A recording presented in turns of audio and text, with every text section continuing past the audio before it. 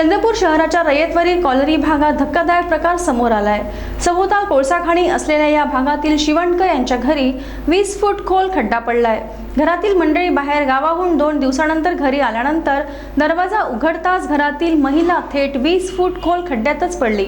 अचानक झालेल्या या प्रकारानंतर स्थानिकांच्या मदतीने शिडीचा वापर करून या महिलेला कसेबसे बाहेर काढले गेले। 10 दिवस चंद्रपूर शहरासह जिल्ह्यात होणारी अतिवृष्टी व कोळसा खाणीमुळे पोकळ झालेला भूभाग यामुळे हा प्रकार घडला असल्याची प्राथमिक माहिती आहे। पोलीस व वेस्टर्न कोलफील्ड्स लिमिटेडचे अधिकारी घटनास्थळी पोहोचले आहेत। घटनेचा अधिक तपास सुरू आहे।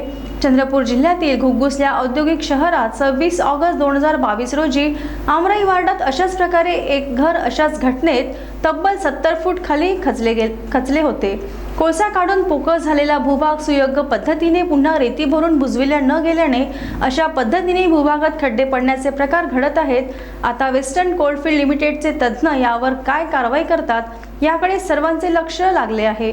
दरम्यान घरमालक सुरेश शिवणकर हे या घटनेविषयी काय माहिती सांगतात ते जाणून घेऊया। रयतवरी कॉलरी आमटे प्लॉट। घटना मी बाहेरगावला गेलो होतो। आज मी 1-1:30च्या दरम्यान आलो। त्याच्यानंतर एकदा मी घरी आलो, दुसऱ्यांदा आलो तर ही घटना घडली। भाऊ एका अचानक फाल झाला आणि गड्ड्यामध्ये 20 फुटाच्या गड्ड्यामध्ये पडली। तिला कसा तरी बचाव करून काढण्यात आला।